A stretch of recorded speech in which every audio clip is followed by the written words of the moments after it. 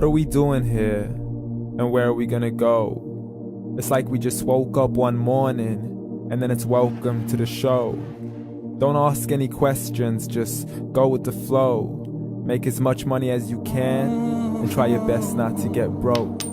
Copy everything you see on the TV, from the hairstyles to the clothes, and don't think too often, just do exactly as you're told.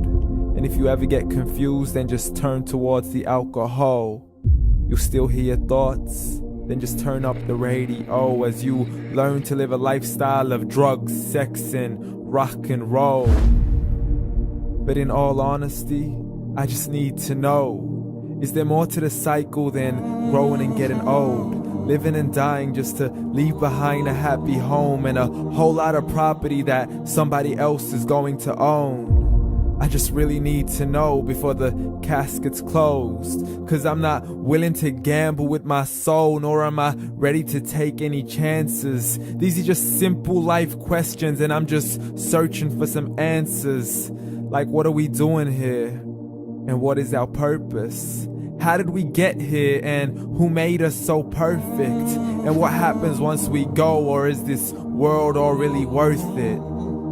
Questions we don't answer because apparently we don't really have to. There's no purpose to this life and our existence is merely natural. Then in that case, please let me ask you, did you create yourself, or was it somebody else who had fashioned you? 'Cause you're a being that's impeccable, faultless and unparalleled. You're a product of supreme intelligence and I'm merely being rational. For there isn't a camera on this earth that can come close to the human eye, nor a computer that can compete alongside the human mind. And if the whole world was to come together, we wouldn't be able to create a single fly. So many signs, yet we still deny. As science tries to justify that all this could come from none, when it's a simple sum. 0 plus 0 plus 0 cannot possibly ever give you 1. So from where did all this order come? But everything has its origins, a maker, a creator of its own. I mean, the only reason you're watching this video is because somebody had to press upload. So we can believe in the Big Bang, but I'd rather believe in He who caused it to explode. Allah, the creator of everything along with every single soul.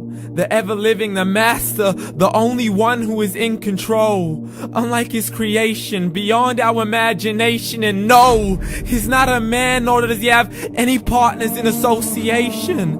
He's on his own. And no, he did not ever leave us alone. Just like every manufacturer, he left us with an instruction manual. The Quran and Islam, and I'm sorry to jump to conclusions, but it's the only one possible. The only definition of God is the one and only supreme being. It's logical, a book with 0 contradictions, with miracles that are both scientific and historical, all revealed over 1400 years ago. Like the detailed description of the human embryo. The descriptions of the human embryo in the Quran cannot be based on scientific knowledge in the 7th century. To the mountains as pegs holding firm the earth below, and the 2 seas that don't mix in a complete separate flow. To the planets in orbit, alternating night and day as they stay in flow. The expansion of the universe and the creation of everything from H2O. To the stories of the past and the preservation of Pharaoh. To identifying the lowest point in the land where Persia defeated Rome. The gushing fluid that created man in the glands between the ribs and the backbone. And not a word has changed, it's still the same. So please explain how all this was known over 1400 years ago.